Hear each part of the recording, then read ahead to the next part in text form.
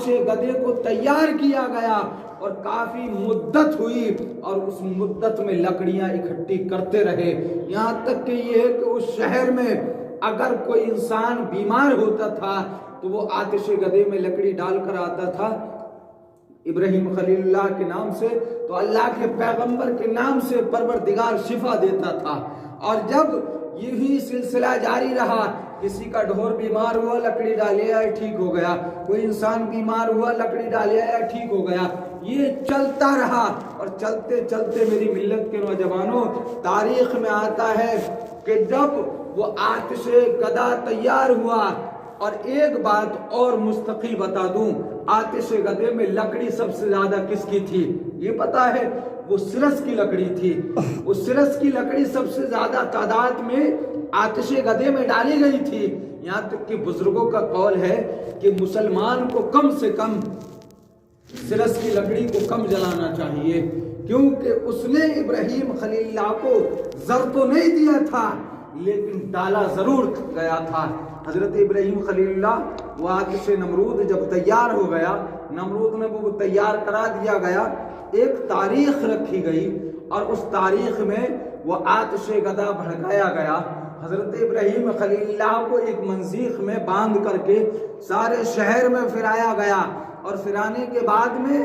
آگ کو جب ڈالنے کی تیاریاں ہو رہی تھی تو آتش گدا وہ نمرود کی جلائی ہوئی آگ اتنا بھڑکی ہوئی تھی، تاریخ میں آتا ہے کہ کئی کلومیٹر تک وہ آگ کے قریب انسان نہیں جا سکتا تھا۔ آگ کے شعلے آسمان سے باتیں کر رہے تھے۔ شیطان نے پھر بھیس کو بدلا اور بدلنے کے بعد میں کہا کہ اے لوگو، تم کامیاب نہیں ہو سکتے جب تک کہ تم ایک منزیخ کو تیار کر کے اور ابراہیم خلیل اللہ کے اس میں کمر میں رسی باندھی جائے اور اس میں چھوڑا جائے۔ میری ملت کے نوجوانوں، حضرت ابراہیم خلیل اللہ کو اس میں چھوڑ دیا گیا۔ اب پانی برسانے والا فرشتہ آ گیا، کہا کہ اللہ کے خلیل اگر حکم ہو جائے تو میں پانی اتنا برسا دوں کہ یہ ساری آگ گلزار ہو جائے اور یہ سب آگ پانی کے ذریعے بہہ جائے۔ میری ملت کے نوجوانوں، حضرت ابراہیم خلیل اللہ نے کہا کہ کس کے حکم سے آئے ہو؟ کہا کہ میں اپنی مرضی سے آیا ہوں۔ کہا کہ جب تم اپنی مرضی سے آئے ہو تو یہ بتاؤ کہ میرا خدا نہیں جانتا ہے کہ ابراہیم کو آگ میں ڈالا جا رہا ہے، وہ کیا کرے؟ کہا کہ اگر حضرت وہ فرشتے نے جواب دیا کہ تمہارا خدا جان رہا ہے، کہا کہ اب آپ کی ضرورت نہیں ہے، آپ کی ہمدردی کرنے کی ضرورت نہیں ہے، آپ کی سفارش کی ضرورت نہیں ہے، جب میرا خدا مجھے دیکھ رہا ہے تو میرے امتحان میں مجھے کامیاب ہونے دو۔ پھر دوسرا فرشتہ آیا، حضرت جبرائیل آئے اور آپ نے بھی آ کر کے یہی جواب دیا، کہا کہ حضور اگر میرے لائق کوئی حکم ہو تو بتائیں۔ کہا کہ میرا خدا جانتا ہے کہ میں کہاں جا رہا ہوں، مجھے کہاں ڈالا جا رہا ہے، مجھ سے کون سا امتحان لیا جا رہا ہے۔ کہا کہ وہ جانتا ہے اور وہ دیکھ بھی رہا ہے۔ کہا جب وہ دیکھ رہا ہے تو جبرائیل اب تمہاری بھی حاجت نہیں ہے، آپ چلے جائیں۔ میری ملت کے نوجوانوں، اب رب کا حکم ہوا، یا نارو کونی وردم و سلاما، حضرت ابراہیم خلیل اللہ کے لیے وہ آگ کو گلزار بنا دیا گیا۔ اب مدت کتنی رہی؟ بعض تاریخ میں آتا ہے کہ 40 دن بھی مدت رہی ہے، اور بعض تاریخ میں دن کی تاریخ بڑھائی گئی ہے، لیکن کم از کم 40 دن تک وہ آتش نمرود بھڑکتا رہا ہے۔ اور عزیزان ملت اسلامیہ، جب آتش نمرود کا وہ امتحان ہوا اور ہونے کے بعد میں جب آگ وہاں سے جلے تو کون تھی؟ حضرت سائرہ ساتھ میں تھی۔ میں نے آپ کو بتایا کہ جب فلسطین شہر چھوڑ کر چلے اور آپ ملک مصر کی طرف کو روانہ ہوئے اور آپ کے حسن کو دیکھا، آپ کے جمال کو دیکھا، حضرت شاعرہ کے قد و قامت کو دیکھا، تو کیا دیکھتے ہیں کہ اطلاع دی لوگوں نے بادشاہ کو کہ ایک حسین و جمیل عورت آپ کے شہر علاقے سے گزر رہی ہے۔ کیا آپ نے جب لوگوں نے اطلاع دی تو اس نے بلوایا، اور بلوانے کے بعد میں آپ کو محل میں داخل کیا گیا۔ میری ملت کے نوجوانوں، اور جب اس نے برائی کرنے کا ارادہ کیا تو حضرت سائرہ نے اجازت مانگی، کہا کہ اے بادشاہ وقت، اگر تیری اجازت ہو تو میں 2 رکعت نفل نمازیں پڑھ لوں؟ کہا کہ پڑھ لے۔ حضرت سائرہ نے 2 رکعت نفل نماز پڑھی، اور نماز پڑھنے کے بعد اللہ کی بارگاہ میں ہاتھ اٹھا دیے، اے پروردگار تو تو خوب جانتا ہے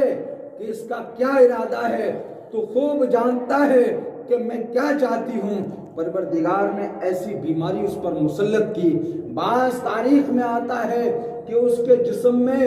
جیسے گانٹھیں شریر میں پڑ جاتی ہیں، ایسی گانٹھیں سی ابل آئیں، اور وہ گانٹھیں ابلنے کے بعد پورا شریر اس کا درد کرنے لگا۔ اللہ کا عذاب اس پر طاری ہوا، اور طاری ہونے کے بعد میں اب وہ گھبرا گیا، پریشان ہوا، اور پریشان ہونے کے بعد میں کہا کہ مائی میں تو زیادہ پریشان ہوں، جو میرا ارادہ غلط تھا، برائی کرنے کا ارادہ تھا، لیکن اب میں توبہ کرتا ہوں، برائی کرنے کا ارادہ میں نے ختم کر دیا ہے، میرے حق میں دعا فرما دے۔ حضرت سائرہ نے پھر رحم دل تھی،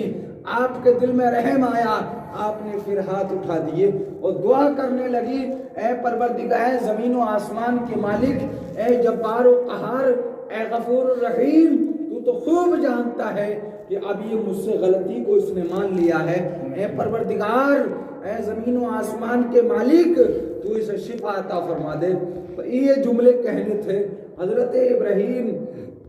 خلیل اللہ وہاں موجود نہیں تھے، لیکن آپ محل میں تھی، پروردگار نے آپ کی دعا کو قبول فرمایا اور اس کو شفا عطا فرما دی، وہ ٹھیک ہو گیا، اور ٹھیک ہونے کے بعد مردود نے پھر ارادے کو بدل دیا، اور پھر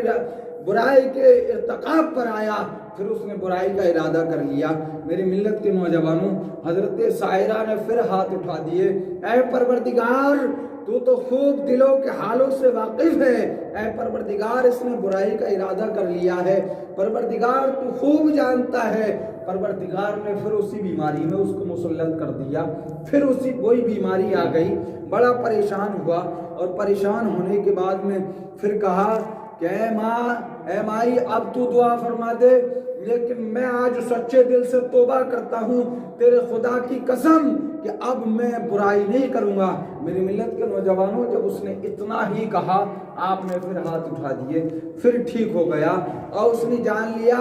اپنے شاگردوں کو، اپنے خدمتگاروں کو بلایا، اپنے چوکیداروں کو بلایا، کہا کہ یہ عورت نہیں ہے، بلکہ مجھے تو یہ کوئی ایسا معلوم ہوتا ہے، کوئی اللہ والی ہے یا کوئی بلا نظر آتی ہے۔ میری ملت کے نوجوانوں، اللہ کے خلیل کی بیوی ہیں، یہ کوئی مذاق بات نہیں ہے، لیکن آپ اس بادشاہ وقت نے، اللہ کا یہ امتحان تھا اور یہ رب کا حکم تھا کہ اے ابراہیم اب تمہیں اس راستے سے گزرنا ہے۔ اب دیکھیے کہ اللہ کے خلیل پر کتنے امتحان آئے، جان کی باری آ گئی، اولاد کی باری بھی آئی، اور آپ سے امتحانات بھی لیے گئے۔ جب بادشاہ وقت نے کہا کہ اب ان کو محل سے نکالا جائے، جب محل سے نکالنے کی اجازت ملی تو ایک کم سن کم عمر کی ایک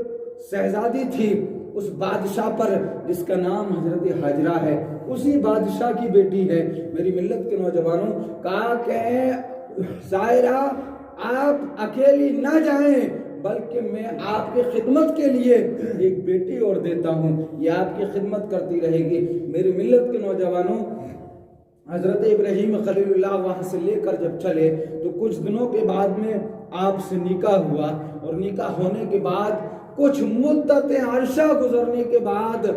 آپ کے حضرت حاجرہ کے سکم سے ایک بچہ پیدا ہوا، جن کا نام حضرت اسماعیل علیہ السلام رکھا گیا۔ میری ملت کے نوجوانوں، اسماعیل علیہ السلام نام رکھ دیا گیا، اور جب اسماعیل علیہ السلام کچھ بڑے ہوئے تو رب کا حکم آ گیا کہ ابراہیم خلیل اللہ اب تم اپنی اولاد کو کہیں چٹیل میدان میں بسا دو۔ میری ملت کے نوجوانوں، حضرت ابراہیم خلیل اللہ نے وہ ایک مشکیزے میں پانی بھرا،